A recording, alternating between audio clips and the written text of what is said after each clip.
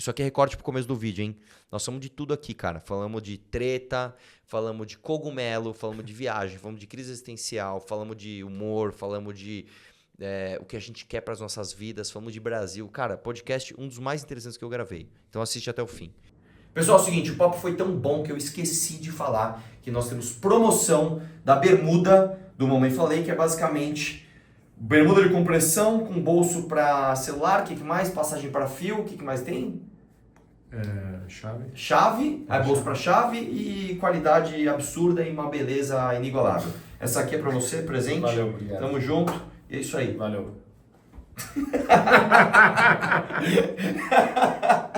Fala pessoal, tudo bom? Fazer aquele aperto de mão oficial, né? E aí, meu O segundo do dia, né? Que você comentou lá na rua. Tá, né? Quanto eu tempo? acho isso ridículo, cara. Não, eu acabei de entrar pela porta, você estava sentado aqui. Primeira vez que a gente se cumprimenta hoje. Cara, eu tô ficando importante, velho. Trazendo uma galera da hora aqui, né? Arthur Petri, meu xará, né?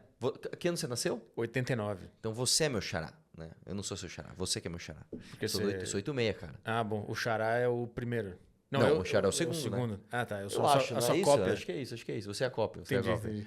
Arthur Petri, pra falar hoje aqui de tudo. E, aliás, eu já vou começar a fazer uma pergunta polêmica, cara, que eu tava pensando só agora, cara. Falei, pô, o que eu vou perguntar tal? Cara, você vem do stand-up, vem do mundo de humor. Vamos lá. O que você acha de stand-up feminino, cara? Ah, eu não acho nada, na verdade. Eu acho que... A minha opinião, não, acho que o teu público não vai gostar muito, mas eu acho que tem muito cara muito ruim também que fala das mulheres e para mim eu não vejo diferença nenhuma entre a Bruna Luiz, que é a mais criticada, e o Diogo Portugal, por exemplo. Sério? Eu não entendo por que ninguém critica o Diogo Portugal e todo mundo critica a Giovanna Fagundes e a Bruna Luiz.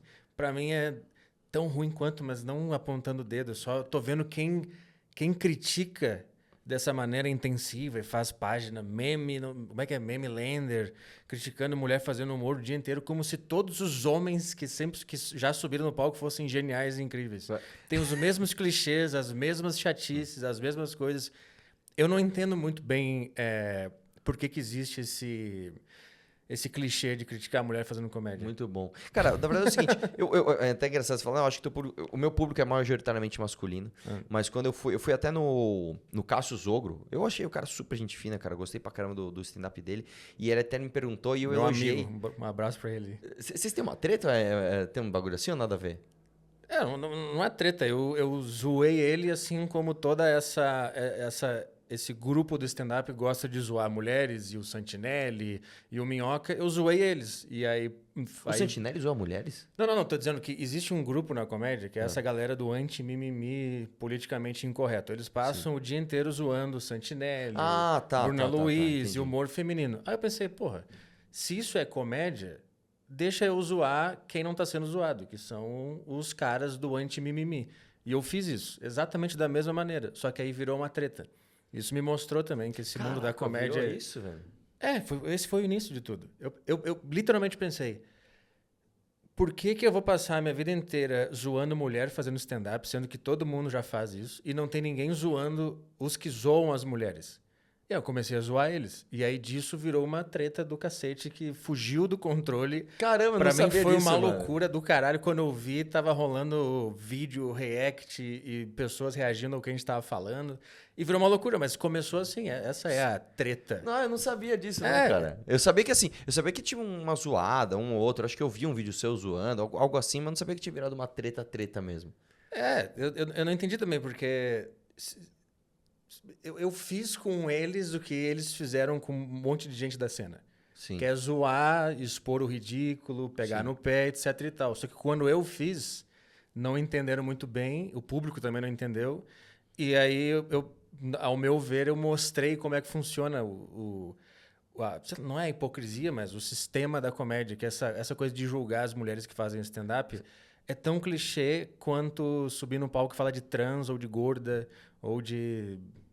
Aliás, é tão clichê quanto falar que não encontra o clitóris, é isso que eu queria dizer. Entendi. Você criticar a Bruna Luiz porque mulher não é engraçada é tão clichê quanto você subir no palco e falar sobre trans, sobre... Não, tô me confundindo todo aqui, peraí. Deixa eu organizar. Você tá parecendo eu explicando a teoria dos jogos no Flow, cara. Você já viu esse vídeo? Que eu falo que mas tem uma pelo máquina, menos você eu tenho vai uma pôr coisa moeda. mais inteligente. Eu tentei explicar isso, eu também não consegui. Eu tentei explicar no meu programa a teoria dos jogos, eu também não entendi Depois nada. de muito treino eu consegui, cara. No próximo episódio eu vou conseguir explicar isso que eu acabei de tentar explicar aqui. Não, mas eu vi Vamos lá, vamos lá. Eu Vai. entendi o que você... Vamos ver o que eu entendi do que você tentou falar. Vamos ver se saiu Você como falou eu o imaginei. seguinte.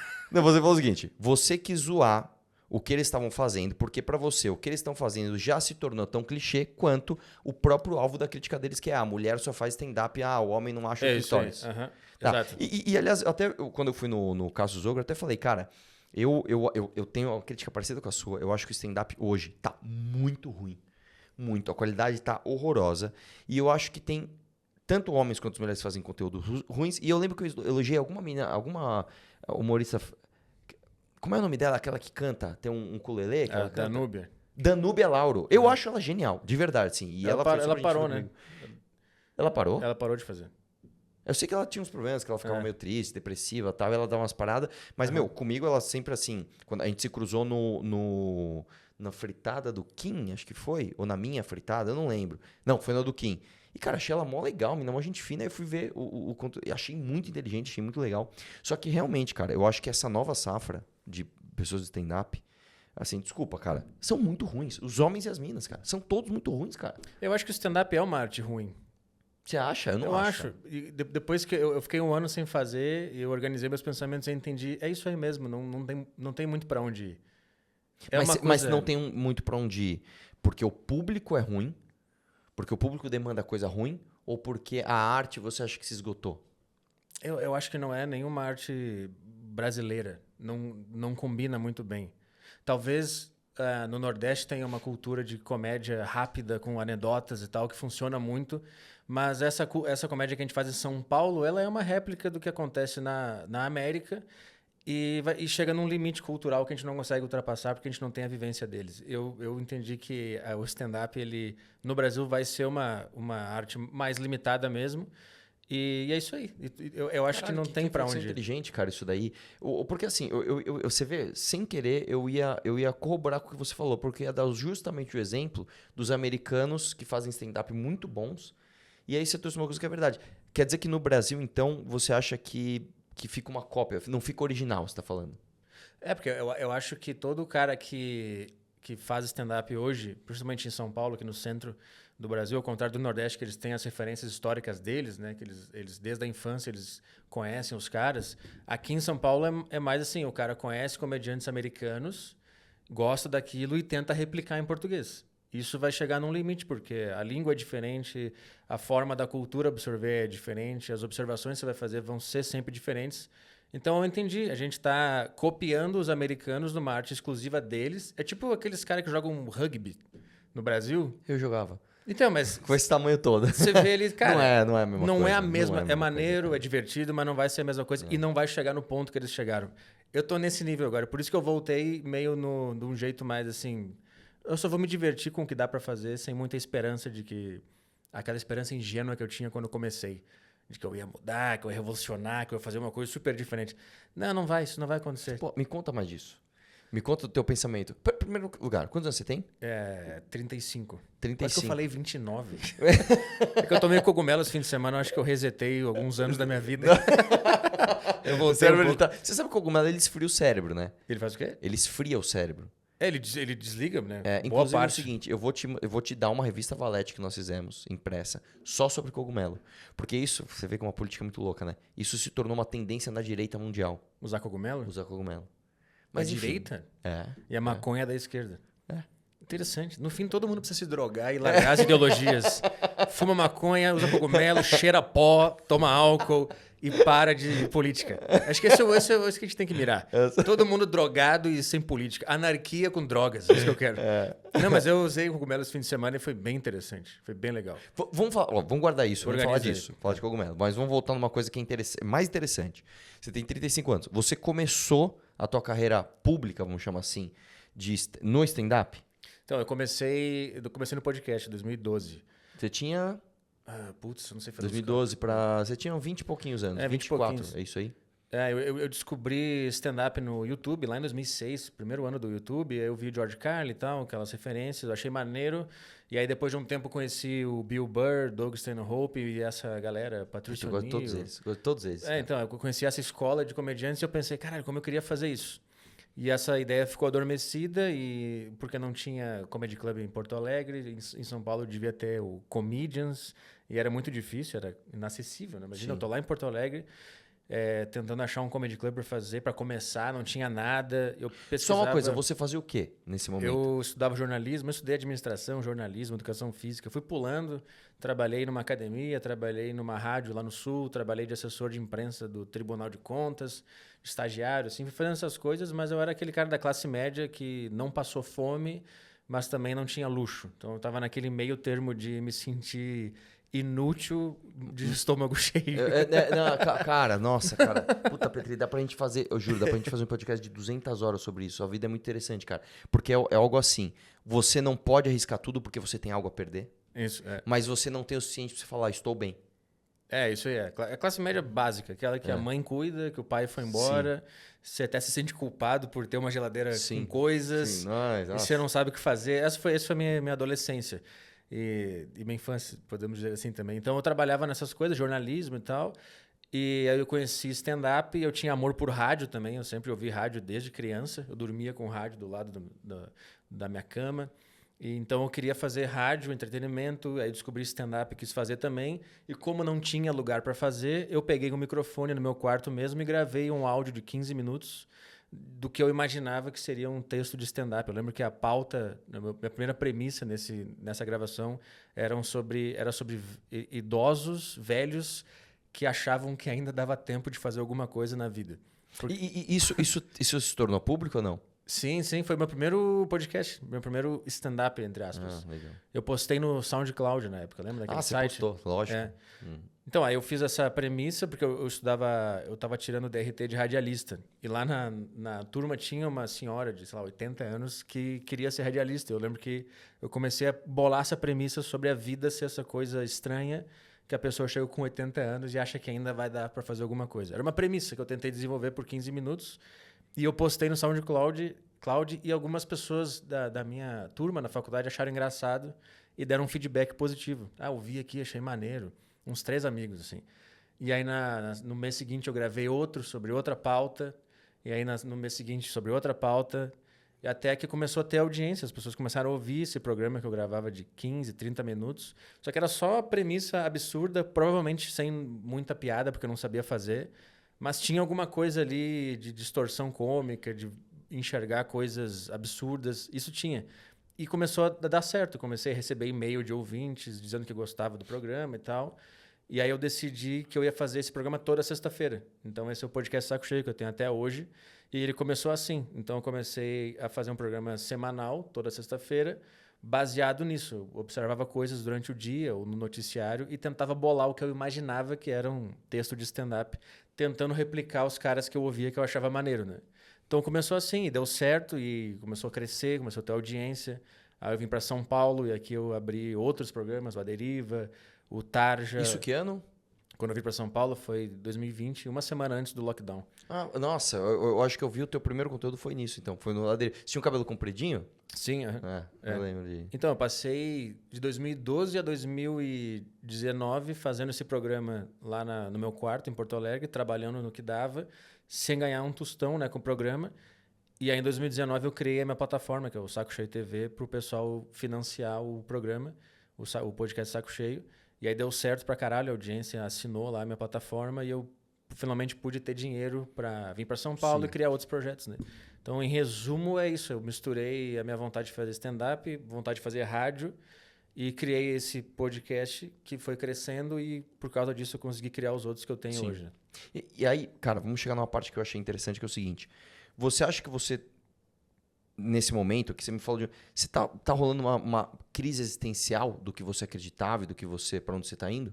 Porque você falou que você acreditava que você ia revolucionar e tal, e, puta, você viu o cara que não é bem assim. Então, isso caiu a minha ficha já faz um tempo já. Porque é normal, né? Quando você começa a fazer alguma coisa, você acha que você vai mudar tudo, porque você tem todas as respostas e só falta você fazer para aquela coisa mudar. E, obviamente, depois você cresce, você percebe que não é bem assim e você fica mais recluso, tentando dar o seu melhor. Então, eu já percebi faz um tempo já que o stand-up tem um teto. E algumas pessoas conseguiram se estabelecer, tipo Afonso Padilha, Murilo Couto, Danilo, Rafinha. Mas se você parar pra pensar, não tem muita gente que surge e que consegue se estabelecer assim, dessa maneira. Cara, isso não existe mais. Então, eu vou te falar uma coisa que é o seguinte. Isso aqui é politicamente, absolutamente politicamente correto que eu vou falar. Mas, e eu ainda, como que eu venho do ramo político, né? Eu não deveria falar isso, mas eu falo isso o tempo todo. Eu acho que o Brasil, cara, tem um problema. A gente tá montando uma banda, eu e o Renan, agora, e a gente tá... É que a gente já passou por isso, né? A gente já passou pela crise existencial de banda lá atrás, sem a gente se conhecer. Eu também tive banda, eu também tive isso. Aqui no Brasil, cara, existe uma coisa diferente que existe nos Estados Unidos ou na Europa, que é o seguinte. Se você faz algo de qualidade, não significa que você vai estourar por ser de qualidade. Sim. Mas você vai ter uma cena que demanda qualidade acima da média para aquilo que você se propõe a fazer. Seja um stand-up, seja artes plásticas, seja uma banda, seja qualquer coisa. O problema é que aqui no Brasil, cara, e assim, é muito triste porque assim, o público que demanda lixo é tão absolutamente gigante que os caras que entregam lixo, eles engolem qualquer cena que possa ter algum tipo de qualidade. A gente não consegue, cara, ter isso. Nos Estados Unidos, por exemplo, eu tô falando assim, vamos pensar em termos de música. Você fala assim, cara, eu sou um pianista de jazz. É uma coisa muito específica, cara. Nos Estados Unidos você vai ter público pra caralho. Se você for bom, você se dedicar, você é bom nisso daqui. Você vai ter um público que vai, puta, cara, esse cara é foda. Aqui no Brasil não tem. Você vai virar um professor que vai estar submetido a dar aula pra um cara que vai tocar pra, sei lá, Luísa Sonza. Tá ligado? É um negócio assim, cara. Entendeu? Eu evito pensar nesse argumento porque eu posso acabar caindo na arrogância de achar que eu tenho qualidade e o único problema é que ninguém entendeu. Não, eu entendo isso. Que eu tô no Brasil falando, a gente não fala só de si próprio. Eu falo de outras pessoas que eu vejo. Que falam, pô, isso aqui tem qualidade pra caralho. E não vai, no Brasil não vai. Não tô falando de mim, né? Que eu sou um puta músico, eu nem sou. Mas eu tô falando assim, quantas e quantas pessoas a gente não vê que tem qualidade e não estouram no Brasil? E quanto lixo não estoura? Eu tento, depois de um tempo, eu tive essa revolta de achar que eu tenho qualidade, eu vou conseguir, eu sou melhor. Mas depois de um tempo eu só pensei, cara, eu só vou fazer a minha aqui e seja o que Deus quiser. Porque chegou uma hora que eu pensei, talvez eu nem seja bom mesmo. Talvez eu só esteja num processo de tentar encontrar algo maneiro e quem me acompanhar nessa caminhada, que bom que tá me acompanhando. Mas eu não sei se eu sou bom, eu não sei se eu sou... Eu nem penso mais sobre isso. Todo dia que eu entro no ar, eu penso, hoje vai ser mais um dia que vai ser uma novidade pra mim isso aqui. E eu espero que seja no mínimo legal. Essa é a vibe que eu tento aplicar na minha vida. Você vê como... É que o teu ramo, ele é comunicação voltada a entretenimento. O meu ramo seria comunicação voltado à política. Sim. Na política existe uma parada que é o seguinte, cara. Se eu discordo de você, eu parto da premissa que eu sou melhor que você. A minha ideia é melhor do que a sua. Sim. É diferente. E o outro que não concorda é um inimigo, né? Às vezes sim, às vezes não. Às vezes sim. Na maior parte das vezes sim. Só que existe uma outra questão também política específica da política. Se você fizer uma má escolha dos que você vai se entreter, o problema é teu. Se você fizer uma má escolha política, você vai me afetar. Então o ânimo fica... Sim. Opa, peraí, ele não pode escolher errado. Você tem que escolher certo, cara, que eu tô te mandando. Então, você vê como... Do meu lado aqui, essa premissa do tipo assim, não, eu tenho que ser meio arrogante, achar que o meu é melhor, é intrínseco à atividade. Sim, porque senão você vai dar espaço para quem tem uma outra ideia assumir. Exatamente. E aí fala assim, a tua ideia é pior. É uma vida que eu não imagino levar. É foda. Eu acho muito doido quem se envolve em política. É muito doido. É ruimzinho. Pra mim, você tem que ter um quê de psicopatia, não tem que ter? Cara, eu não diria psicopatia, mas você tem que ter um quê de frieza. Você tem que ser frio. Não porque a psicopatia ela é necessariamente assim, eu tenho menos empatia por você, eu não acho que seja isso. Mas você tem que ter um quê de frieza, tipo assim, o mundo desabou, tudo bem. Eu vou dar um isso eu jeito. não tenho. O mundo desaba, eu caio no chão em posição fetal e choro 3 dias. Eu não conseguiria ser político. Se vazasse um áudio meu, eu teria me matado, provavelmente. Ou eu teria fugido pra algum Não, o lugar. Petri me falou isso no privado. Não, Arthur, ó, imagina, espero que você saia dessa. Se tivesse vazado o meu áudio assim, eu teria me matado. Mas você vai conseguir. Tipo, caralho, obrigado, amigo. Tamo junto aí, cara. Não, é reconhecendo a força, caralho. Eu não conseguiria. Eu não conseguiria. Eu acho. Eu vejo essas guerras políticas, eu fico impressionado como que sei lá, como que um cara como o Bolsonaro nunca fala. Gente, eu vou parar com esse negócio, eu vou embora. Nenhum deles nunca diz. O Lula não fala, o Ciro Gomes não fala. Já teve algum político que falou, gente, Vários. isso aqui é bobagem, eu tô fora. Inúmeros. E desistiu do poder? E geralmente são caras bons, cara. Geralmente são Então, caras bons. isso é um outro paradoxo, né? Pro cara ser bom, um momento ele tem que entender que aquilo lá é tudo uma palhaçada. E aí os bons vão saindo, né? E fica só a nata dos psicopatas. Exatamente. Isso é política, é foda, porra. É foda. E existe uma coisa aqui, cara, eu não quero transformar isso numa discussão política, né? Mas o Brasil, ele privilegia o picareta. E na política, diferente do entretenimento, o cara pode curtir o teu trabalho, curtir outro. Na política não existe isso. Na hora do cara votar, ele vai votar em um só. Uhum. Existe o grande estímulo, seja picareta. E você vê muita gente que tem inteligência para não ser picareta, mamando da picaretagem e ficando gigante.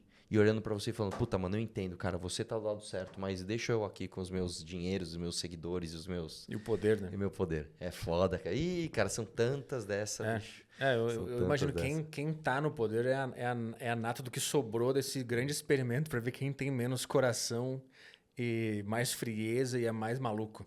Sim, sempre que eu vejo TV Senado, pra mim é uma série de psicopatas disputando o poder. Pra mim é muito doido, cara. Eu não sei como é que você aguenta. Mas aí eu vou te dizer o seguinte.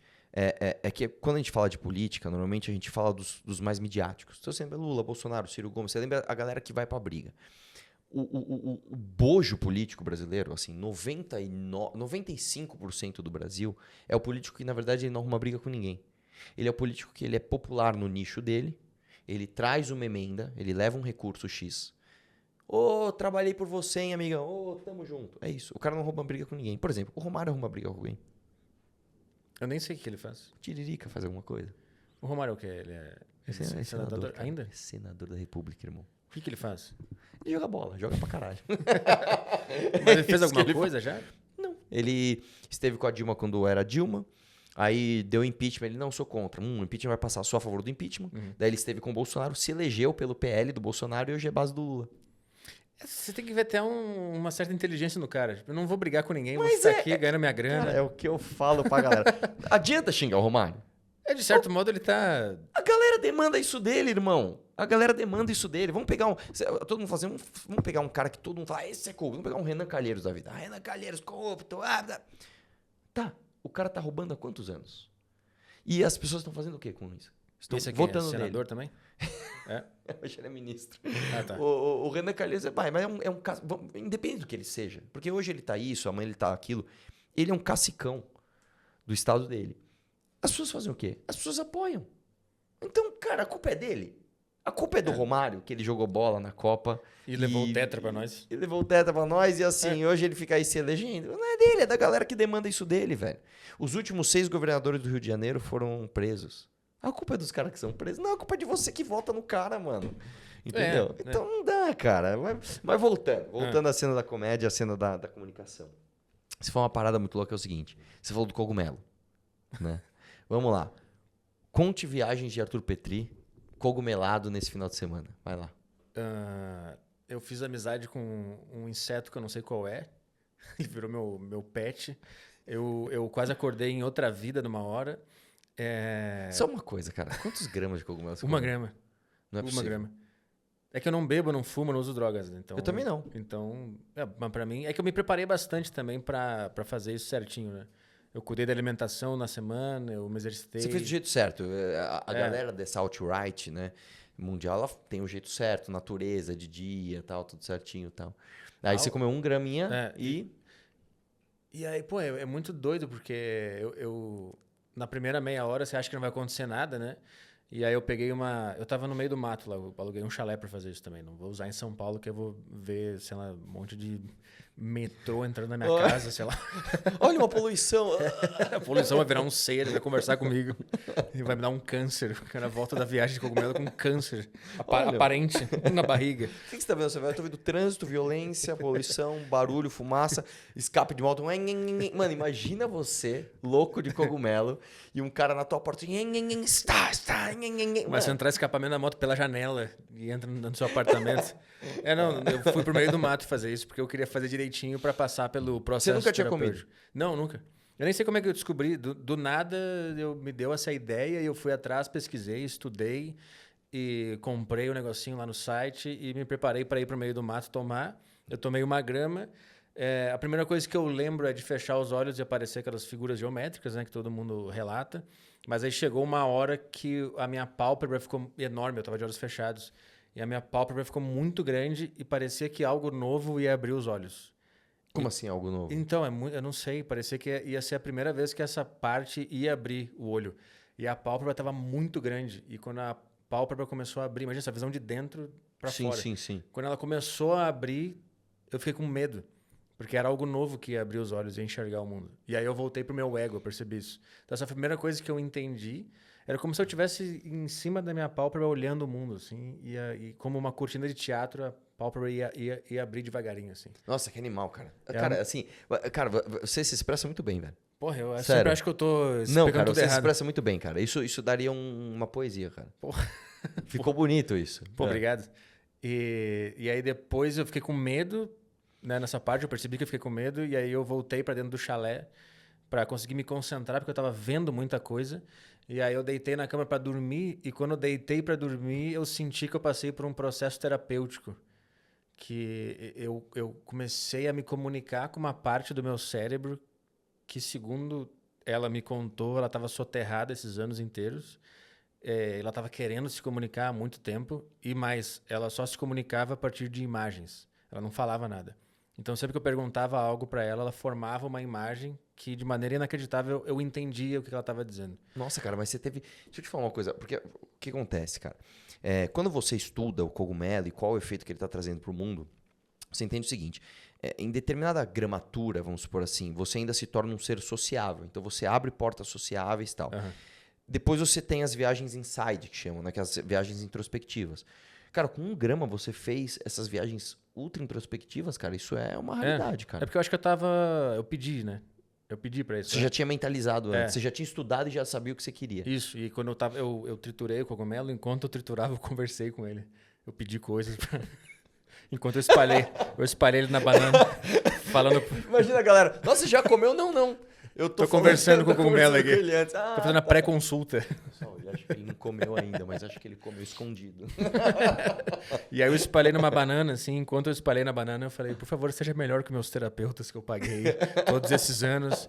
Então eu tava pronto pra isso. E aí, de fato, quando eu deitei, eu me comuniquei com essa parte que só mostrava imagens, que foi muito doido. E aí eu lembro que, às vezes, eu perguntava coisas e uma voz em português ou em inglês, porque eu penso muito em inglês também, respondia. Desculpa, por que isso? Você foi alfabetizado? Não, porque eu vejo muita coisa e virou um vício. Não é tá. nem uma coisa, nem é bom porque isso atrapalha a comunicação em português, né? Porque às vezes você pensa numa palavra em você tem inglês. hiperfoco? Tenho, sempre. Tem. Tá. A minha vida eu tô sempre pulando de hiperfoco em hiperfoco sem me aprofundar em nada. Essa é a minha vida. Você é um ultra generalista. Se eu fosse político, cada mês eu ia estar num partido diferente. E Não, ninguém ia entender calma. nada. Hiperfoco é uma coisa, convicção é outra. Então, Você é um eu cara não de- tenho convicção nenhuma. Eu só tenho hiperfoco. PSOL, eu ia ser muito do PSOL. Depois MBL, eu ia ser do MBL. Depois eu ia ser do PT. porque é o seguinte, cara, pessoas que se alfabetizam em 2 línguas, elas têm um acesso intuitivo a pensar. Porque a linguagem, ela molda o seu jeito de pensar, inclusive. Né? Inclusive, uma das coisas que falam que é uma peculiaridade da língua portuguesa, que não é uma fake news, tá? É que a gente tem a palavra saudade. E várias línguas não têm uma palavra específica para Essa é uma saudade. fake news? Eu caí nessa fake news. Não é verdade. Eu achei que era verdade. Tem várias línguas que têm saudade. E outra, você pode, por exemplo, I miss you, ele pode ser considerado uma saudade, que é uma combinação de palavras que tem a mesma ideia, enfim. Mas o fato de você pensar em inglês não tendo sido alfabetizado e nem estar inserido num outro país, significa que você tem um hiperfoco suficiente para você formar cognições definitivas, assim, caminhos neurológicos definitivos a partir de uma experiência que não é de infância. E, cara, isso é incrível, cara. Então, eu acho que é porque quando eu descobri stand-up, eu ouvi a minha adolescência inteira adolescência. Aquela fase com 20 anos ali, partindo para ser adulto, né? Eu ouvi só stand-up o dia inteiro, CDs de comédia. Então, e é tudo em inglês, né? Eu acho que eu acostumei o meu cérebro a pensar como esses caras. Então, hoje eu, às vezes, tenho uma voz minha que está pensando em inglês. Não de uma maneira perfeita e correta, gramaticalmente, mas tem uma parte que está pensando em inglês e tem a principal que está pensando em português. E na viagem de cogumelo, eu ouvi as duas vozes. E eu sabia que nenhuma delas era para ser escutada. Que eu só precisava ouvir a que formava imagens. Ou ver a que formava imagens. Cara, você assistiu um filme chamado A Chegada? Talvez. Que chega uma nave, eu não vou dar spoiler aqui, mas chega uma nave. Ela simplesmente pousa, acho que são 3 naves. Ela pousa em frente ao mar, assim. Ela fica um blocão preto, assim. Não, é série? Não. É filme? Ah, então eu não vi. Então assiste, porque tem a ver com isso e você vai gostar. Assiste esse filme. Com línguas e tudo mais? Não com línguas especificamente, mas com linguagem de uma forma geral.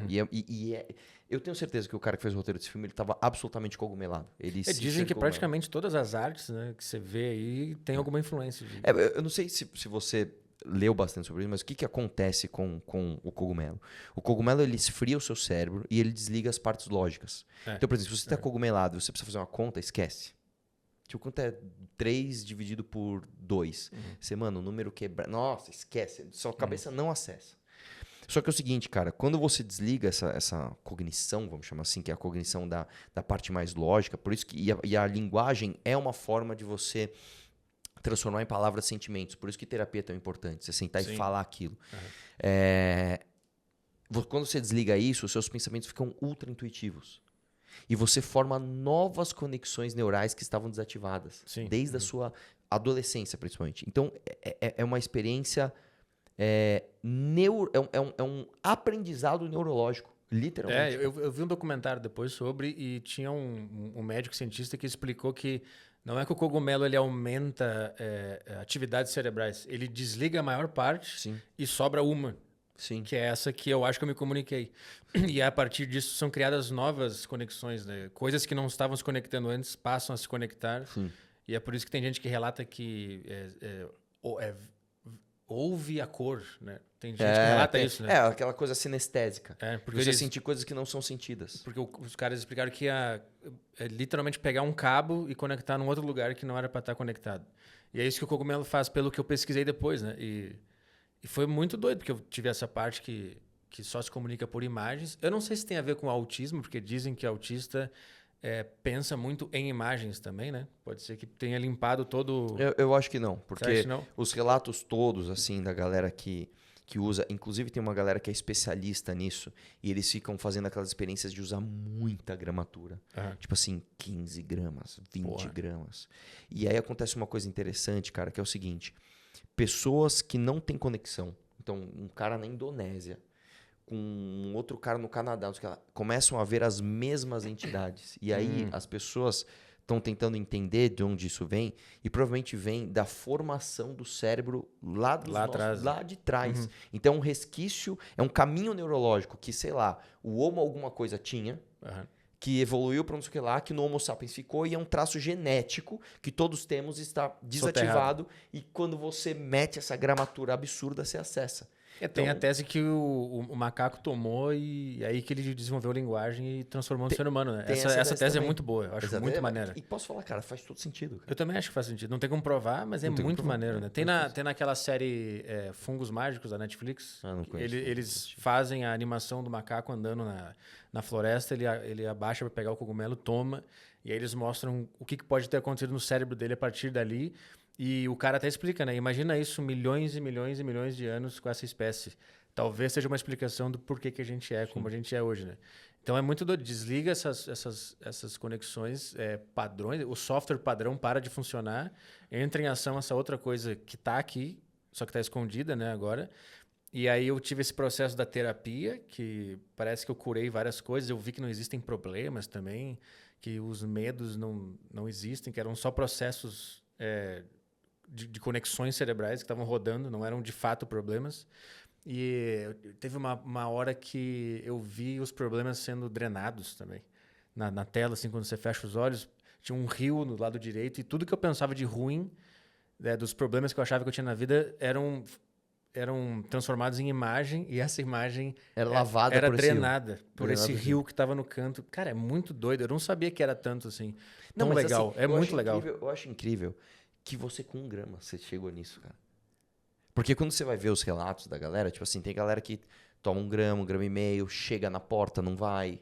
Até você, né, se a pessoa é muito medrosa, ela entende que ela poderia acessar aquilo, ela sai. Ou então, às vezes, a pessoa sofre influência do meio, né? Tipo, tem um amigo que tá mais sociável, o cara tira você desse negócio. Sim. E existe uma parada também que é o seguinte, isso é outra coisa, tá? Muita gente confunde, né, o estudo, né, e o uso do cogumelo, até da ayahuasca, não sei o que lá, com droga sintética, que é outra coisa, não tem nada a ver.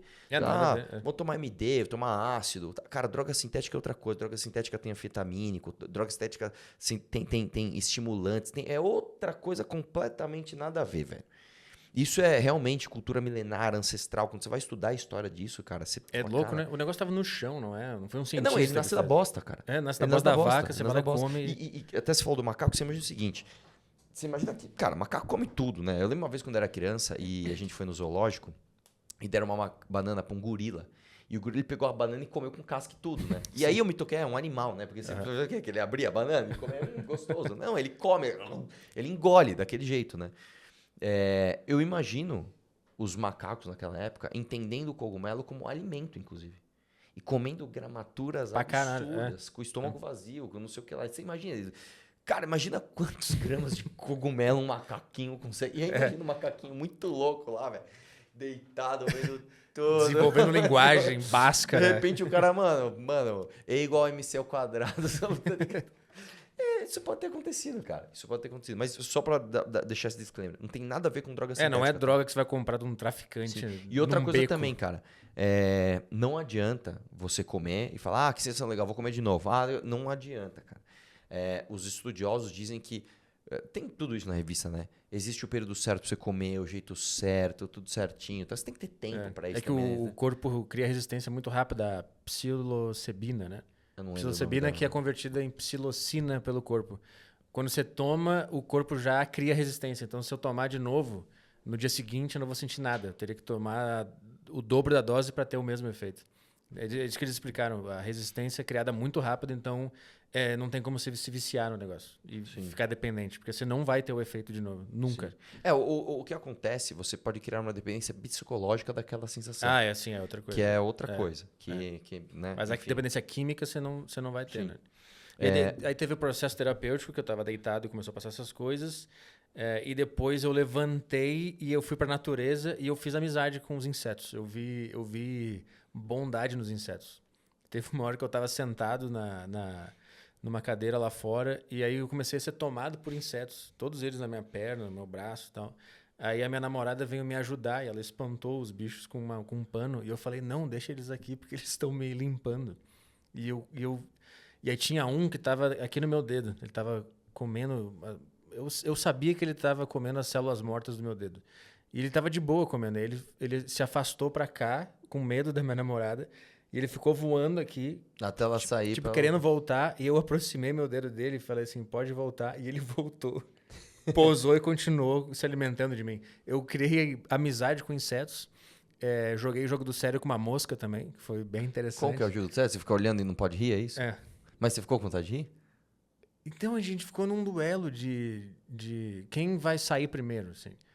E aí eu testei a mosca para ver se ela realmente estava no jogo comigo. Eu mudei o ângulo da minha cabeça para a direita e a mosca se posicionou para continuar me olhando.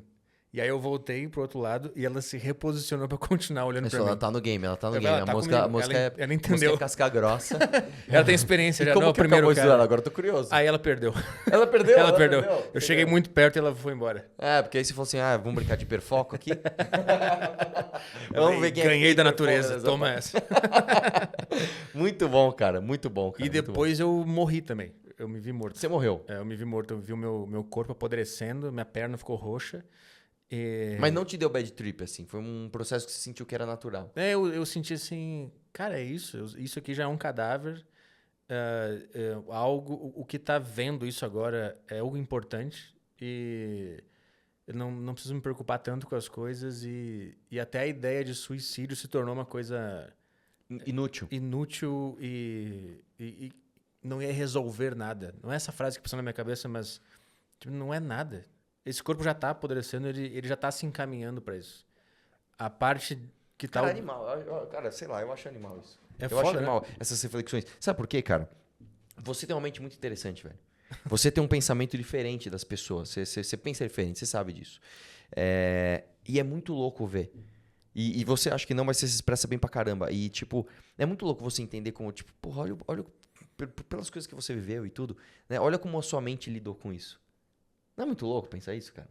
Eu fiquei bem feliz, assim, de perceber que tem uma parte do meu cérebro que é incrível e que não tá dominada por esse software padrão que tá rodando. Eu tava em busca dessa parte, inclusive, né? Então, eu achei muito maneiro saber que tem essa parte escondida em todo mundo. Eu percebi que todo mundo é feliz também. Todo mundo é feliz de fábrica, só que a gente tá com softwares rodando que estão sobrecarregando a máquina e enterrando essa parte feliz também. Eu achava que era o contrário, eu achava que todo mundo nascia triste e a gente fazia coisas para gerar felicidade. E eu entendi que é o contrário. Porque quando eu tava no efeito, não tinha tempo, não tinha nada, eu só estava. Você sabe que essa é a tese budista, né? Então, eu já li algumas coisas de budismo e é bem parecido, né? A tese do budismo é o seguinte: você nasceu, você é produto da natureza. Então, se você estiver em harmonia com a natureza, você está feliz. E o lance é o seguinte: a ideia, o contrário de felicidade é frustração. Você só se frustra pelo desejo. Então, você não desejar nada, é um caminho para você ficar feliz. Inclusive, você desejar o que você já tem também não é um caminho de felicidade, porque você deseja não perder. Uhum, sim. Entendeu? Então, em alguma forma, você está desejando algo que inevitavelmente vai levar à frustração. O foda é que no mundo que a gente vive, você é obrigado a viver de desejo em desejo, né? Sim. Que aí, cara, isso aqui, cara, se você fizesse esse podcast com o Renan, cara, vocês iam ficar 3 horas conversando disso. Que o Renan leu uns livros sobre... E o Renan, ele tem ultra foco, não é hiperfoco. O Renan, ele é ultra master blaster focado. Ele põe uma coisa na cabeça, ele vive aquilo durante uma semana, mas inteiramente. Ele acorda pensando naquilo, ele vive... E depois ele simplesmente esquece e vai pra outra coisa. E ele faz isso com as pessoas também. Isso é a minha zoeira com ele, né? Petri, você é o cara... Dá uma semana, irmão, próximo. Ele é assim. O lance é o seguinte, teve uma época que ele tava no hiperfoco, né? Tem um livro que chama Sapiens, né? Uhum. E nessa mesma linha do Sapiens, você tem um do... Esqueci o nome dele, que é o Novo Iluminismo. Caralho, esqueci o nome dele. E basicamente eles dizem que o avanço da técnica melhorou a vida humana. Né? E tem uma outra tese, que eu esqueci agora de quem que é. Puta, esqueci. Tá na ponta da língua. Que diz o contrário. Diz o avanço da técnica tirou a nossa humanidade. Uhum. E você vai entender isso. Eu não concordo com essa tese, mas eu entendo ela. Você imagina um cara numa tribo de índios americanos, sei lá, no ano 1000. Se esse cara não fizesse a dança da chuva, o cosmo não ia ter a harmonia necessária que precisava ter. Ou seja, ele estava ali durante a dança da chuva dele. Ele estava modificando todo o cosmo para que o ecossistema continuasse. Sim. Você tem noção do propósito, da noção de propósito que esse cara tinha? Uhum. Ele, para a comunidade dele, ele era um cara importante. Ele era importante para o mundo inteiro. O mundo inteiro era aquela comunidade. Uhum. Então, assim, eu sou o cara mais importante do mundo. Porque eu sou importante para essa comunidade. A técnica te tira isso. A técnica faz você olhar no Instagram, cara, e você fala, puta, eu sou um entre 8 bilhões de seres humanos que tem. Sim, quando descobriram que o cara não influenciava na chuva, ele pensou, tá, o que eu faço agora? Então? Nada, exatamente. E aí foi o primeiro deprimido da história. Exatamente, mas é isso. Não é. E aí esse livro fala de quando chegou a colonização e começou a dar consciência de que, mano, existe um outro mundo, existem outras coisas. E, tipo, você não é um curandeiro. Tipo, existem micro-organismos que... Sim, você falou lá e tirou o emprego do cara. Foi isso que você fez. Só que mais do que isso, você tirou o propósito da vida também, do cara. Você tirou a casa que ele construiu, você tirou tudo, cara. Então você tirou a humanidade desse cara. É tipo Uber e táxi. Quando o Uber surgiu, os tipo, taxistas ficaram, puta, o que eu faço agora? É tipo isso. É que o táxi, no final do dia, ele também só queria o dinheiro dele. Mas é como se você falasse o seguinte, cara, imagina que só existe uma cidade no mundo e você é responsável pelo transporte individual de pessoas de todo mundo, que é essa cidade. Aí, de repente, você fala assim, cara, existem centenas de milhares de cidades no mundo, com milhões de pessoas a cada uma delas, e existem vários tipos de transporte. Você fala, mano, meu propósito acabou. Sim. Uhum. É uma espécie de capitalismo acontecendo na natureza. Como eu não entendi. O capitalismo, ele não... Vamos lá, eu sou meio ignorante nessa parte, mas ele não tenta solucionar os problemas das pessoas o tempo inteiro e assim ele acaba tirando empregos inúteis, digamos assim. Sim. Então o o cara avanço- da chuva se tornou inútil porque Sim. surgiu um avanço... O teu propósito ele é obsoleto para o mundo técnico. Isso, Você não é necessário você fazer sua dança da chuva. Não tem por que você fazer isso.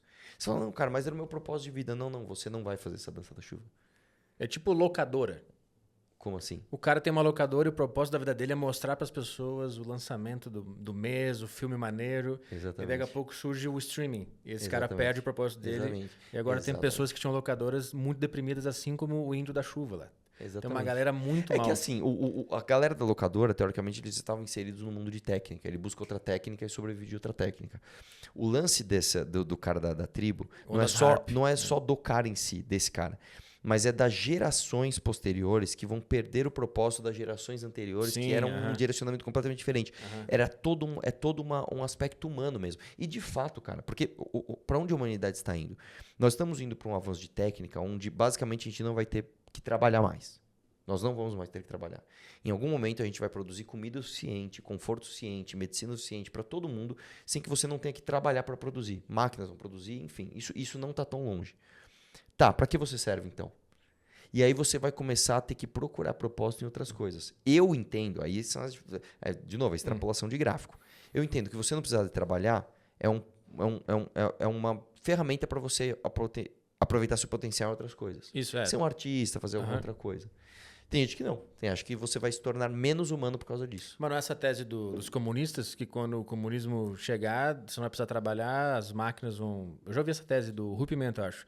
E aí o ser humano vai ficar livre para buscar a sua vocação, que não vai estar atrelada a necessariamente você ter lucro. Você vai poder fazer o que você ama, porque você quer fazer. Na verdade, isso não é uma tese capitalista ou comunista. Isso é uma tese assim. A humanidade está caminhando para isso. As pessoas dizem, alguns acham que através de planejamento centralizado, que é o comunismo, você chega antes e de uma maneira mais justa. E tem gente que acha que o planejamento centralizado é pior, porque você vai deixar as pessoas superpoderosas e eles vão se corromper. E é melhor você distribuir o poder e a tomada de decisão, que é a tese capitalista. Mas o capitalismo quer que isso aconteça? Que chegue Na verdade, dia que ninguém precisa trabalhar? ninguém quer nada. O comunismo, o capitalismo, ninguém quer nada. No fundo, o que é o capitalismo, o que é o comunismo, o que é o feudalismo, é a forma de você enxergar a propriedade. Então, por exemplo, se eu enxergo que esse copo é seu, porque você fez o copo, porque você comprou o copo, eu sou um capitalista. Você está acumulando capitais. Você está acumulando um copo, uma garrafa, uma blusa. O comunismo ele entende isso como uma ferramenta do Estado para, de forma justa, ser distribuída através de um planejamento central para as pessoas de forma igualitária. Né? O feudalismo entende que você é dono quase que espiritual de um pedaço de terra. Então, é a forma como você vê a propriedade. Isso não é moral, imoral, ele não tem vontade, não tem nada. Mas não tem objetivo também de chegar... Também não tem objetivo. Mas o comunismo tem, chegar a um ponto onde algo vai acontecer. Não, na verdade é o seguinte, o que você tem são pessoas que, através do comunismo, têm o objetivo de propiciar determinados objetivos. Mas não é o comunismo em si que tem desejos, entendeu? Nem o capitalismo em si que tem desejos. Mas não estava lá no Marx essa ideia de que um dia ia chegar nesse momento... Sim, mas isso é o comunista, não o comunismo. É o seguinte... Mas não foi ele que criou o comunismo? Não, na verdade é o seguinte, o Marx ele era um grande crítico do capitalismo. O Marx, de fato, ele não propôs quase nada. Ele basicamente criticou tudo que... Porque o Marx, ele entendeu o começo da Revolução Industrial e, lógico, cara, você vê criança trabalhando, as pessoas sendo usadas quase como peça de ferramenta, de fábrica, etc. Ele questionou tudo. Ele questionou tudo. E ele fez e a crítica dele é muito válida. A crítica do Marx é muito válida ao capitalismo. Cara, eu acho que isso está errado por causa disso. Aí, no finalzinho, ele dá um direcionamentinho. E se, em vez das pessoas terem as coisas, a gente não tem um governo que vai ter todas as coisas e vai distribuir para todas as pessoas. Só que ele não deixou claro como isso ia ser feito. E aí, a partir disso, você tem várias outras teses derivadas. Que, né? Então, por exemplo, a União Soviética não deu certo, porque, na verdade, eles não entenderam Marx. Quem entendeu Marx foi Cuba. Ah, mas como não deu certo? Não, então não entendeu. Quem entendeu? E aí você tem as brigas dos comunistas. Sim. Entendeu? Mas o comunismo em si não quer nada. E o capitalismo em si também não quer nada. São maneiras de você enxergar a propriedade, somente. Os caras que acreditam nessa tese têm os objetivos, que acreditam nessa ferramenta. É como se eu falasse assim pra você, o copo quer o quê? O copo não quer nada. Só que eu quero usar um copo para pôr água para você beber água. Sim, entendeu? é uma ferramenta. É uma ferramenta, Uhum. entendeu? Para eu atingir meu objetivo. Mas de qualquer forma é o seguinte, atingimos aqui o ápice da técnica onde a gente não precisa mais trabalhar. Isso é o fim da humanidade? Eu entendo isso como o início da humanidade, na verdade. Eu também vejo como o início. Não sei porquê, mas me parece que todo mundo vai poder olhar para dentro Sim. e seguir a sua vocação, que eu acho que todo mundo tem. Uma coisa que eu falo é o seguinte, por exemplo, a gente admira coisas, entre aspas, tecnicamente obsoletas só por ser um ser humano fazendo. Eu sou baterista. Sim. Por que a gente gosta de ver um show de um cara tocando bateria? É uma coisa obsoleta. Se eu for num teclado, eu ponho um cara tocando com muito mais precisão e coisas que nem... Mas porque tem o espírito do cara ali atrás. Tem uma pessoa, é diferente. Né? Você quer ver uma pessoa ali. É um sistema orgânico interagindo Exatamente. com Porque algo. esse debate, a inteligência artificial vai acabar com tudo, eu acho que não, cara. Eu acho que vai ser ferramenta pra gente, inclusive, extrapolar os limites técnicos da humanidade. Ela ajuda pra caralho. A gente usa lá no Saco Cheio TV pra fazer thumb, edição de vídeo, reels. Ajuda pra caralho. Tem uma ferramenta que consegue pegar um vídeo de 2 horas e criar um monte de reels. Sim, pra caramba. Imagina, antes o cara que faz reels pra gente demora 1 semana pra fazer cada um. Então, enquanto ele faz um bem feito com a mão humana, a gente tem vários rodando que a IA fez, que ela percebeu os melhores momentos e fez. Então, desde que a gente começou a usar, a gente só facilitou para todo mundo. Sim. Agora a gente tem mais espaço para trabalhar na nossa própria criatividade. Uma coisa que vai acontecer é o seguinte, daqui a pouco o Petri não vai precisar mais gravar vídeo. Vai ter uma inteligência artificial que vai copiar você perfeitamente, a sua voz e até as suas ideias. Qual o padrão de pensamento do Petri para essa tal coisa? E vai fazer, ok. Só que não é a mesma coisa. Não é a mesma coisa. O cara vai querer ouvir o que ele sabe que é o verdadeiro. Exatamente. Por algum motivo, mas vai. Exatamente, por algum motivo. Mas eu acho que vai. Então eu não sou apocalíptico nesse sentido. Eu acho o contrário, eu acho que isso é uma maravilha, cara. Porque o índiozinho lá, que ele também tava lá, todo cheio de propósito, dançando a dança da chuva, se ele caísse num buraco e tivesse uma fratura exposta, ele ia morrer. Hoje não. Hoje você vai no médico, põe um gesso, beleza, daqui a pouco você volta. É uma ferramenta nova, assim como todas as outras que surgiram, mas essa ela tem algo diferente, né? Porque assim, sempre existiu o rompimento, né, da tradição técnica do que estava sendo feito, né? E novas ferramentas sempre surgiram e sempre deu medo nas pessoas do que vai acontecer agora. Mas essa especificamente ela é mais interessante porque ela simula uma inteligência, né? Sim. Não é um martelo novo que saiu e agora você não precisa mais, sei lá, bater com a mão, assim, não sei. Entendeu? Ou não é mais... Antigamente você ligava pro táxi, hoje você chama num aplicativo. É isso aí. Hoje, a IA é uma coisa muito maior que isso. Eu acho que é por isso que dá tanta confusão. Mas até agora eu só beneficiou o nosso processo de criação e de trabalho lá. Deixa eu perguntar uma coisa. Você já escreveu algum livro? Eu já comecei provavelmente uns 49 livros. Não, eu comecei alguns já, mas eu nunca sei para onde ir. Os temas dos seus livros geralmente são o quê? São livros sérios? São romances? O que...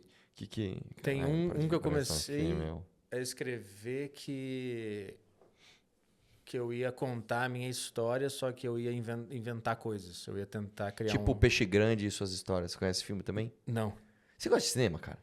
Eu gosto, eu não sou muito cinéfilo, mas depois que eu comecei a namorar, a minha mulher me apresentou uma coisa chamada cultura e eu comecei a acompanhar mais.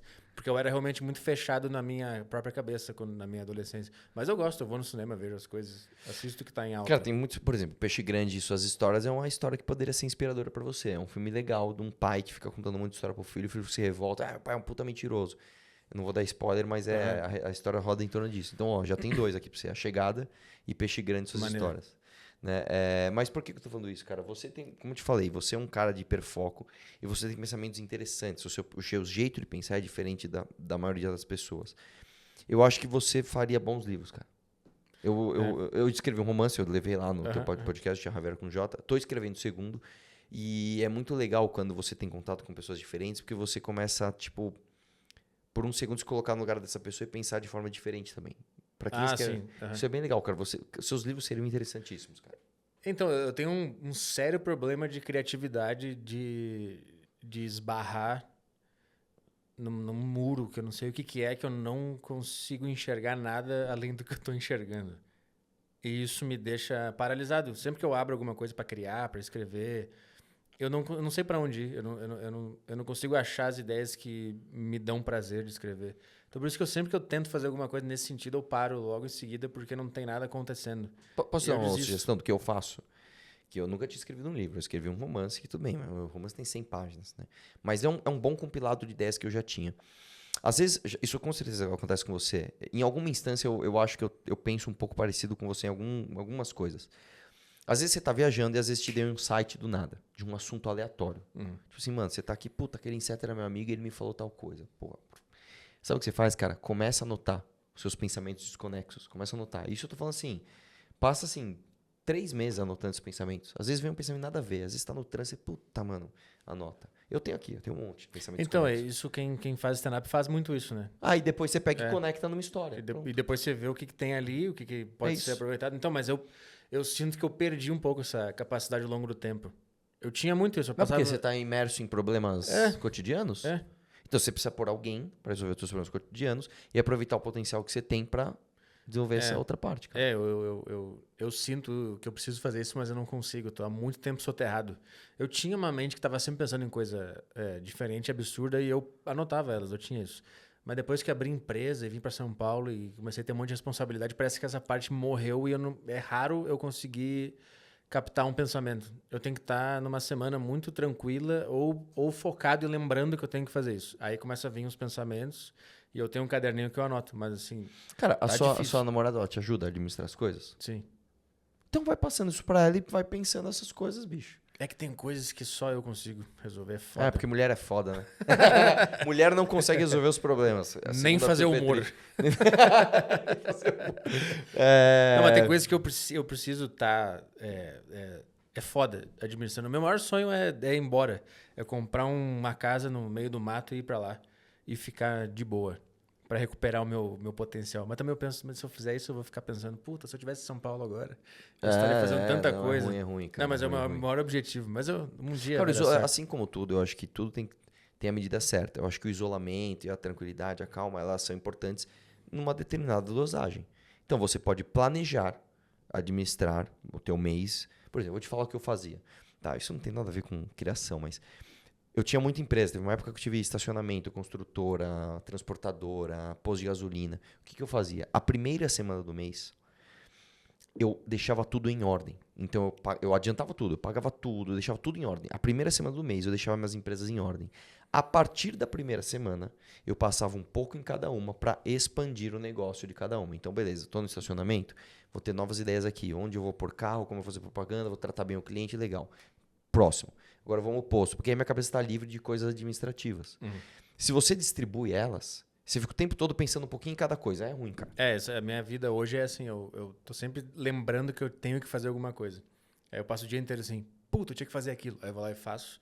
Aí depois eu lembro, puta, tinha aquela outra coisa que eu preciso fazer. Aí eu vou lá e faço. Mas aí chega no fim do dia, eu tô esgotado, eu não tive nenhuma ideia. Então, Petri, o que você tem que fazer, cara? Sugestão novamente. Um CEO. Normalmente, quando você tá... Eu já sei, você tá preocupado com conta que você tem que pagar, com aluguel, com iluminação que queima. Puta, tinha que comprar aquela lâmpada da lâmpada. Cara, joga tudo isso na primeira semana. A primeira semana do teu mês, ela vai ser feita para você organizar, deixar a tua casa toda em ordem. Você vai pagar todos os teus funcionários, você vai pagar teu aluguel, você vai fazer tudo, as tuas contas pessoais, tudo, mesmo que não vencer. Você vai deixar tudo pronto na primeira semana. Pronto. Agora eu tenho 3 semanas para viver a minha vida livre dessas coisas. Você tem que se organizar assim, cara. Eu tô nessa luta faz um tempo já. Mas eu vou tentar agora com essa nossa Cara, põe nova um visão. hiperfoco de resolver isso, cara. Pois é uma coisa que, sei lá, parece uma onda que vem do nada e quando você vê, você tá boiando já afogado. Você está à deriva. À deriva. Nem deu tempo de perceber o que estava acontecendo. Mas essa é a fase que eu tô agora, mas eu acho que... Você tem irmãos? Não. Você é filho único? Uhum. Mimadinho. É isso? Esse é o problema? Não, cara, porque eu ia falar assim, pra às minha vezes mé você fazer tem um irmão pra mim. uma pessoa muito de Mamãe, confiança. você pode engravidar aí que a minha vida pensa tá meio igual ruim. você. Porque, vou dar um exemplo, por exemplo. Ao longo da tua trajetória, você vai conhecendo pessoas. Então, por exemplo, o Andras, eu conheço ele desde os 3 anos de idade. Eu já sei o que ele pensa muito parecido comigo, o que ele pensa muito diferente. Então, eu já sei onde eu sei que se eu deixar na mão dele e falar, faça isso, vai sair do jeito que eu faria se eu fizesse. Sim, E o que seria completamente diferente. Então, você vai fazendo isso com as pessoas ao teu redor. E as pessoas também vão fazendo isso com você. Tipo assim, eu sou útil para tal coisa, tal coisa, tal coisa outra para minha mãe. E eu não sou útil para tal. Então, beleza, ela me usa para essas coisas. E assim você vai ajeitando sua vida, cara. Você precisa de alguém para organizar a tua, vamos dizer assim, a tua agenda de rotinas obrigatórias para você ter espaço criativo, cara. Nas partes burocráticas, né? Que a burocracia é o maior assassino de criatividade, né? É horrível, cara. É horrível. É horrível. E outra, eu não sei você. Tem gente que funciona no sistema. Isso é engraçado. Tem gente que quando tá sob pressão, que não fez nada, tudo bagunçado, aí o cara fica criativo pra caramba. O cara tá com foda-se tudo, pega um caderno e tem várias ideias. Eu sou o contrário. Eu preciso resolver tudo, estou com a mente livre, agora eu vou criar. Você tem que também entender como você funciona. Cara. Eu também, na época da faculdade, escola, eu deixava tudo pro final e eu não conseguia fazer.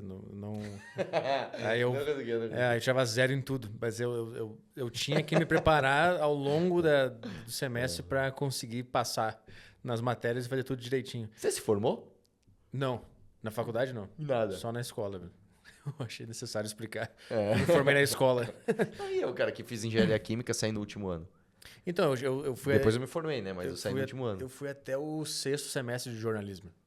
E aí eu... Faltava um ano só. Talvez um ano e meio, porque tinha aquelas DPzinha. disciplinas que você cancela, sabe? No meio do curso. Você pensa, essa aqui eu não vou fazer, não. Trabalho em grupo? Não. Eu vou na secretaria cancelar. Aí eu cancelei, mas devia ter um ano e meio por aí ainda. Só que aí eu consegui um trabalho e eu larguei. Eu cancelei. No dia que eu fui contratado, eu cancelei a faculdade e a partir daí eu só trabalhei. Entendi. Cara, pra finalizar aqui, vamos contar uns bastidores engraçados, vai.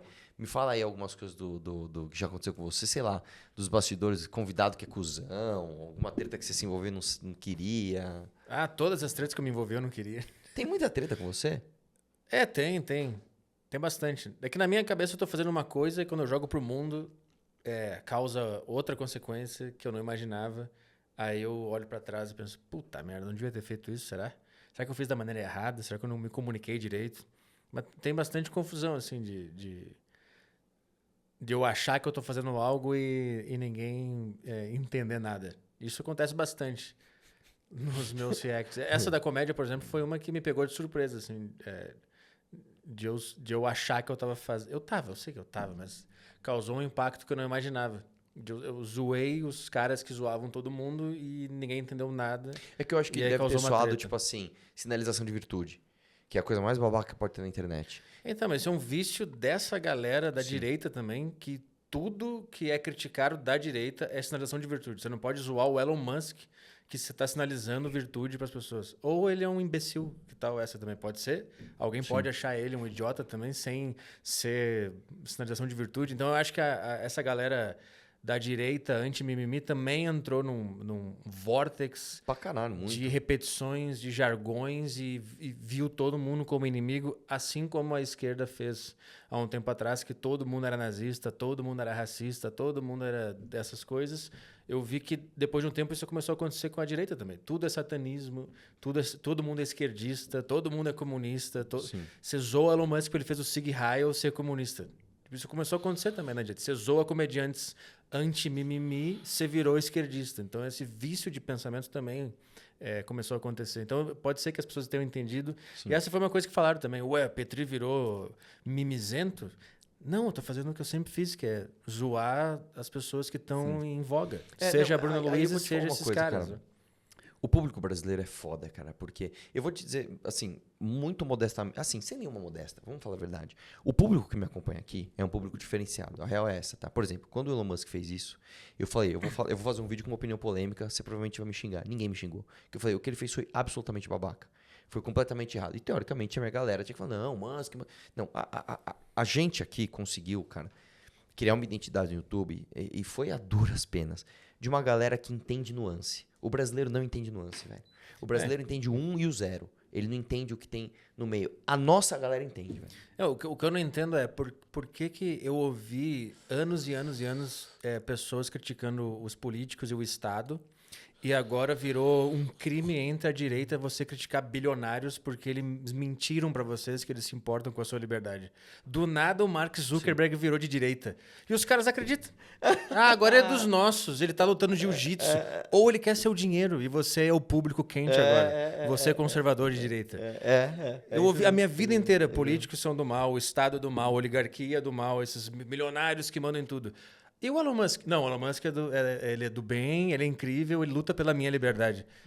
Sabe? Não, Pelo amor de muito Deus, burro, cara. Pelo Tem amor que de ser, Deus, desculpa, cara. tem que ser muito burro pra acreditar em quando de fala. E vou te dizer, você entender que o Elon Musk só quer o teu dinheiro não significa entendê-lo como inimigo. Ele pode ser útil pra você em alguma instância, mas ele não é o teu salvador. Cara, aqui no Brasil, cara, aqui, de novo, eu não quero transformar isso numa discussão política, mas tinha a deputada federal, a Carla Zambelli, Elon Musk nos ajude. O Nicolas, não, porque o Elon Musk vai nos ajudar. Aí o Elon Musk dava uma resposta pra ele, estamos juntos aí, pela liberdade de expressão. É. E a galera, fala aí, no final das contas, o Xandão mandou ele pagar a multa, ele pagou. Por um representante, ele pôs. E agora ele tá até saindo do governo do Trump, velho. É o que eu tô falando. Cara, quantas vezes mais vocês vão ter que se frustrar pra entender que o mundo não é essa ilusão, mano? Sabe? Né? Ainda bem que a nossa galera, como eu te falei, cara, a nossa galera, a duras penas, né? Ficou só o ouro mesmo. A minha galera, assim... Aqui dá pra criticar bilionários, então. Dá pra criticar o que você quiser, porque a galera vai... E mesmo que a galera discorde de você, a galera vai entender a tua crítica. Pode até discordar. Fala, puta, eu não concordo com isso. Mas eu entendo o que ele Maneiro. falou. Eu vou no As próximo pessoas congresso, nem- então. Não, Eu vou lá. cara, você tem que ir. Você tem que ir no Congresso do MBL. Você vai entender a energia que é diferente, velho. 3 mil pessoas, sabe? Que inteligentes. Que, mano, eu sou um dos seus. Porra, eu também. Nós estamos na mesma trincheira aqui. Eu acho que as pessoas são burras. Porque eu vou te falar uma coisa, cara. No fim do dia, cara, por mais que a gente pode falar de Lula, de Bolsonaro, mais da direita, mais da esquerda, pode pôr pauta no meio, sei lá, aborto, droga, não é isso. No final das contas, cara, eu acho que existe uma resistência. Eu criei esse termo agora, a resistência da cognição no Brasil. As pessoas abrem mão de suas cognições para terem apegos emocionais a figuras absolutamente contraditórias. E é difícil você encontrar uma galera que fala assim, não, peraí, deixa eu questionar tudo e ver se isso aqui faz sentido. Não faz, hein? Ah, isso aqui faz sentido. E a nossa galera, cara, a galera que tá no MBL, o Valete Plus, tudo que a gente faz aqui, é de uma galera melhor, cara. Cara, nós inventamos uma revista impressa em 2023, em pleno 2023, cara, para concorrer com a Piauí, uma revista que chegou a custar R$ 150 e vendeu. Já estamos com uma tiragem de mais de 5 mil. Então, eu vou te falar de verdade, Petri, o que me mantém no Brasil hoje, cara, porque era para eu ter ido embora em 2014. O que me mantém no Brasil hoje é saber que existe uma galera mais inteligente, velho, que quer fazer acontecer. Porque a massa é ruim, velho. A matéria-prima do Brasil é uma bosta. Só que tem uma galera que se fala, não, a gente entende, a gente quer fazer diferente. Talvez, voltando ao nosso papo, né? Você estava falando do negócio do stand-up. Talvez seja isso, cara. Uma coisa que você acha que o stand-up brasileiro não vai conseguir replicar é a autenticidade, que ela só é demandada por pessoas que são suficientemente inteligentes para entender a nuance de ser aquilo autêntico ou não. Eu não sei. Eu tenho um pouco de receio de concordar com essa ideia. Porque me soa um pouco... Arrogante, pode eu falar. sou superior e aqueles lá são inferiores. Mas é que, de novo, Me cara, parece um pouco. eu não acho que eu sou o cara mais inteligente do mundo. Tô longe disso. Cara, mandei um áudio e destruí minha carreira, né? Não é isso. Mas é que a matéria-prima do Brasil, ela é flagrantemente muito ruim. Um cara que não enxerga que o Oruan é um apologista do crime organizado, pra mim, ele é burro, cara. Ou ele é canalha, assim, não tem como, é muito claro aquilo. Um cara que olha, por exemplo, para aqueles pastor picareta lá, o pastor Miguel, um moleque de 14 anos, eu sou Deus, eu vou te curar, e dá dinheiro pra esse moleque, esse cara é burro, cara. E aí eu vou te dar outra referência de outro filme. Tem um filme chamado Dogville. Já assistiu esse filme? Não, Dogville. também não. Outra lição pra você assistir. E esse aqui eu vou dar spoiler. No final do filme, a mina sofre um monte de absurdos e tal, e aí, no final das contas, ela tem o poder de se vingar daquela galera, não vou falar como. E ela fala, não vou me vingar. Esse cara é burro demais pra ele merecer ser punido. E aí o pai dela fala, você é tão arrogante, que você acha tão superior a essas pessoas, que você acha que elas não são dignas de punição. Mas não, cara, elas são. Elas tiveram o poder de escolher, elas escolheram essa bosta. E eu vou te falar, cara, eu não sou arrogante o suficiente para não dizer que eu sou mais inteligente de uma pessoa que dá dinheiro pro pastor Miguel. Não sei se você entendeu meu arco aqui. Ele não é tão simples. Mas eu acho que é um fator de arrogância você falar, não, eu não posso falar que eu sou mais inteligente que esse burro, imbecil aqui, porque, né? Não, você é, cara. Você é. A verdade é que é o seguinte, cara. Pessoas que querem sair da mediocridade são exceção no Brasil. E eu tô falando da mediocridade, que você tem que ser rico, você tem que ser bem-sucedido, não é isso. As pessoas que demandam qualidade das coisas são raras no Brasil. Tanto que as coisas que mais explodem aqui, em termos de arte, em termos de política, em termos de qualquer coisa, são coisas de péssima qualidade. Eu acho que chega uma hora que você entende que você tem que jogar o jogo como ele tá posto aí. E talvez todos os artistas cheguem no momento que eles pensam, quer saber, cara, foda-se, eu nasci nesse país, ele é assim, então eu vou dar o que eles querem e dane-se. Eu tô meio nessa, assim, eu não tô afim de fazer a coisa mais incrível do mundo e... É foda, porque a gente mata os talentos, cara. Eu faço lá onde eu consigo, onde eu posso, mas de maneira geral, assim, esse pensamento não permeia mais a minha existência, que eu passei muito tempo achando isso. Dando murro em ponta de faca. E julgando. Nossa, o cara burro não entende que não sei o quê. Eu passei muito tempo assim.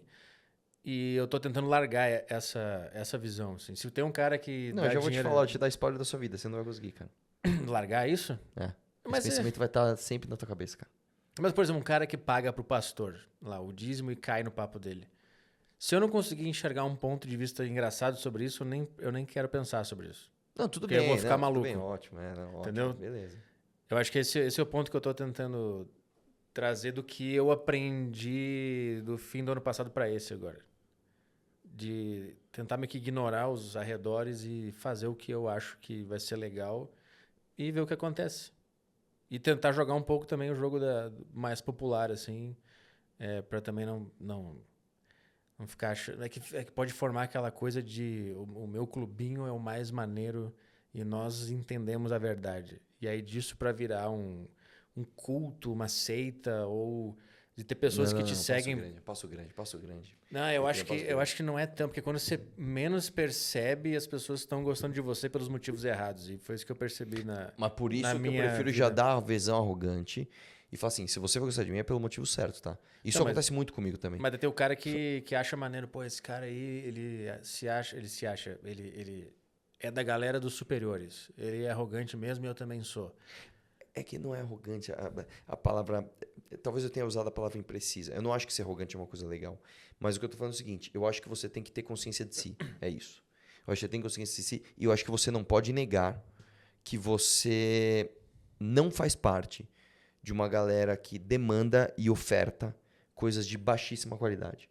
Isso significa que eu sou um primor em tudo aquilo que eu faço? Claro que não. Né? Inclusive, parte do seu exercício de humildade é reconhecer as pessoas que são superiores a você em tudo que elas fazem. Então, cara, por exemplo, eu reconheço, cara, tantas pessoas que são bem melhores que eu em tanta coisa que eu faço, mas o fato é, a gente tem que se nivelar sempre por cima, cara. Porque se você começar a normalizar, tipo assim, não. Talvez o cara que jogue no Tigrinho perca e fala, não, acho que agora eu vou jogar e agora vai dar certo. O cara que cai no Urubu do Pix 2 vezes, não, ele é igual a mim. Não é, Petri. Não é igual a você. Mas eu nem penso sobre Eu ele sei, é que ser você igual vira esse ou não. pensamento. Eu penso muito sobre isso, cara. É muito ruim, cara, pensar isso. É um pensamento ruim, cara. É, porque de alguma maneira você está envolvido em questões sociais, né? Não, Essas coisas te pegam mais. Só uma outra coisa. Isso também não tem a ver com quantidade de dinheiro, tá? Porque eu viajei, por exemplo, para Argentina, viajei para o Uruguai, viajei para esses países que são países emergentes. E a galera lá, mesmo a galera que não tem grana, demanda coisas melhores. Sei se por exemplo, uma coisa que acontece comigo, Petri, que é uma crise existencial que eu tenho, é profunda. Eu me sinto um estrangeiro dentro do meu próprio país. Eu não leio os livros que as pessoas aqui leem. Eu não ouço as músicas que as pessoas ouvem. Eu não tenho os mesmos estímulos de entretenimento que essas pessoas têm. Eu não tenho as mesmas ambições. Eu olho pro lado e isso é muito ruim de falar, cara. E eu vejo um cara, sei lá, ouvindo uma música de funk, achando que a vida dele tem propósito se ele estiver no Cruzeiro do Neymar. E eu falo, eu sou muito diferente do que esse cara, velho. Eu sou muito diferente. Isso é horroroso, cara. Isso é muito ruim. Quando você vai para outros países, você não sente tanto isso. A galera, claro que tem variação, tem tudo quanto é tipo de gente, tem tudo quanto é tipo de tribo dentro de um país. Mas existe uma unidade, cara. Em algum momento você se sente, puta, você é brasileiro, você é meu irmão, cara. Nós estamos juntos aqui em alguma coisa, nós pensamos parecido em alguma instância. E é muito triste você ver que no nosso país, cara, as pessoas nem têm uma essência para você chamar de sua. É só uma massa amorfa demandando coisas ruins e horrorosas, sabe? É muito foda. Eu vou dar um exemplo prático aqui. A Luísa Sonza canta e toca pra caralho. Ela toca violão e canta muito. Aí ela nunca fez sucesso. Ela falou assim, você quer saber? Eu vou chutar o balde, vou ficar de 4, cantar qualquer bosta e estourou. É isso aí, foda-se. Não é triste pra caralho isso, velho? Será? Eu não sei. Eu acho que às vezes tem até uma certa inteligência em perceber. Não dela, eu tô falando assim, da demanda. Não é triste isso, cara? Porque ela estourou, cara. Ela tá bem, tá milionária aí, tá. Não é foda isso, velho? de pensar. Cara, você pega os vídeos da Luísa Sonza, pra mim ela é um ícone desse sentido, porque os vídeos dela, sei lá de que ano, sei lá, 2013, sei lá. Ela toda bonitinha ali, tocando violão, cantando bem, legal. Pra depois virar, vocês acham que eu sou russa? Aí ela rebola o cu. Você acha que a russa rebola o cu assim, tipo... Ah, e agora a galera te aplaude. Caralho, mano. E não é, de novo, isso aqui não tem nada a ver com moralismo, tá? Não tem nada a ver com moralismo. Então, assim, houve um decréscimo de qualidade objetivo nisso, cara. Ela podia ser uma baita cantora pop, sei lá, não sei qual era o estilo que ela tocava, jazz, sei lá o que ela fazia. Ela podia ser, né? Talvez na Argentina ela fosse. Isso. Eu entendo essa Exatamente isso. dinâmica. Eu ando evitando pensar sobre isso, porque eu tô... Que é ruim, que é triste. Não, e porque eu tô questionando a minha própria carreira também. Eu não sei se eu me expressei da melhor maneira, se eu fiz as melhores piadas, se eu criei coisas da maneira que eu imaginava que estava sendo. Então eu tô nesse momento agora de... Sei lá, talvez eu não consigo pensar sobre isso agora porque eu tô me julgando no momento. Eu tô Sim. colocando essa energia em mim mesmo nesse momento da minha carreira. Tô me sentindo no arquivo confidencial do Faustão agora. Não, mas é legal isso. A ideia aqui é essa, não é ficar falando de amenidades. Ah, conta uma piada aí. Mas eu acho que esse é o primeiro ano que eu realmente olhei para o que eu construí, entendi que tem coisas maneiras, mas eu percebi que o grosso do que eu fiz e do tipo de gente que me acompanhou durante esses anos não era o que eu queria. Exatamente. O que eu entendi. achava que eu estava atraindo. Eu passei por isso, cara.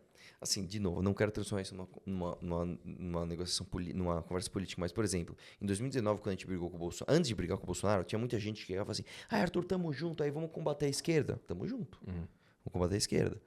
Vamos combater também o erro do Bolsonaro colocar o Cássio Nunes. Não, Bolsonaro, pô. Então, peraí, você gosta de mim pelo motivo errado. Nós demos uma bela filtrada, cara. A gente bateu de frente com o Bolsonaro e falou assim, o Bolsonaro é ladrão, tem que ser preso. Aí foi uma massa de gente embora.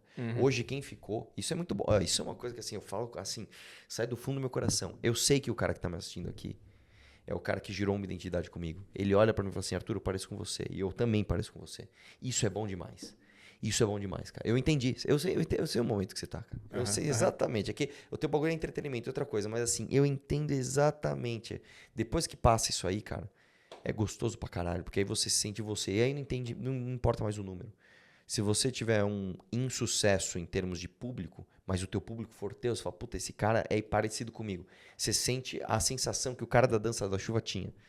Eu tenho um propósito aqui, cara. O cara que passa com você por várias mudanças e Sim, etapas, né? é animal, isso é animal. Você vai filtrando quem recebeu a mensagem da maneira que você queria, né? É isso. Isso é muito bom. Como será que vai ser o Petri do próximo podcast que nós fizermos, hein? Porra, tomara que eu esteja mais, sei lá, mais iluminado. Ó, vamos fazer o seguinte, vou deixar um pacto com você. A próxima vez que você comer cogumelo, o primeiro lugar que você vai vir vai ser aqui. Tá, pra contar a tua nova viagem. Na próxima eu vou comer 2 gramas. Eu já me programei já. É? Então tá. Só uma correção, cara. É 2 gramas. Você não vai comer 2 pedacinhos de grama. Você vai comer 2 gramas de cogumelo. Eu chegar lá e comer literalmente 2 gramas. Ó, tem mais alguma coisa que você quer falar, cara? Não, é isso aí. Cara, eu vou falar. Eu gostei muito de conversar com você assim, nesse nível, eu acho muito louco. Você que tá, ó, isso aqui é recorte pro começo do vídeo, hein? Nós falamos de tudo aqui, cara. Falamos de treta, falamos de cogumelo, falamos de viagem, falamos de crise existencial, falamos de humor, falamos de o que a gente quer pras nossas vidas, falamos de Brasil. Cara, podcast, um dos mais interessantes que eu gravei. Então assiste até o fim. Agora voltando pro fim. Como que eu faço? Como que a pessoa faz pra te acompanhar? Onde que a pessoa te segue? Bom, eu tenho o podcast Saco Cheio, que eu faço toda sexta-feira. Tem o Tarja Preta FM, que é um programa de rádio na internet, que a gente faz quadros e brinca, e faz radionovela e recebe ligação de ouvinte. Tem o podcast de Desinformação, que eu faço com o Caio Delacqua. Tem o A Deriva, que é de entrevistas, que eu entrevisto pessoas com histórias diferentes, né? O último convidado foi um cara que tem síndrome de Duchenne. Qual que é essa síndrome mesmo? Distrofia muscular. Todo o corpo dele vai enfraquecendo e ele... É tipo uma ELA, só que em vez de ser neurológica, é muscular, é isso? Não sei o que é ela. A ELA é aquela atrofia esclerose amiotrófica, não sei o que lá. Aquilo é neural, né? A informação não chega no músculo. Ele atrofia. O dele é o músculo que vai o músculo não se desenvolve. Aí, o Lucas, eu entrevistei ele lá no programa. E a gente está focando em entrevistar essas pessoas. Entrevistei o faxineiro do meu condomínio, entrevistei a Vó Tutu, que é uma mulher que faz pão lá em Brasilândia e tem uma história muito legal. A gente está focando nessas histórias, então esse é o A Deriva, que é mais uma coisa mais social, assim, com entrevistas com essas figuras desconhecidas, mas com histórias interessantes. E eu faço stand-up também, às vezes estou no My Fucking Comedy Club lá com o Bruno Lambert. Que é bom, tá, cara? Vou falar sério. O stand-up do Petri é bom. É uma exceção, mas Você é foi bom. a primeira pessoa que elogiou meu stand-up. Sério? Eu Com gostei. tanta veemência. Eu lembro, eu não sei se você ainda usa a piada do chamar o ônibus. Aham, sim. Então Da não vou dar mãozinha spoiler, lá. mas eu acho aquela piada maravilhosa. Eu ri mesmo, tipo, caralho, essa é boa. Pô, é raro. É sempre é sempre inédito o que vai acontecer quando eu entro no palco. Ou é muito ruim, ou é muito legal. Mas é porque eu acho que tem também a ver com... Não é a piada. Se eu ler essa piada, talvez não seja tão engraçada. Mas o jeito que você interpretou e no finalzinho, quando você dá o combinho de um outro, tipo, é muito parecido com o jeito que eu faço piada com o Anderson. Assim, a gente usou assim... Cara, eu falei, puta, cara, é isso aí. Eu não sei te explicar. O jeito que você contou foi muito bom, cara. Aquele dia, pelo menos. Bom, então eu faço stand-up também, tem no meu Instagram lá, eu sempre divulgo, é o Arthur Petri 77, Arthur com TH, Petri com Y, 77, o número 77. Por quê?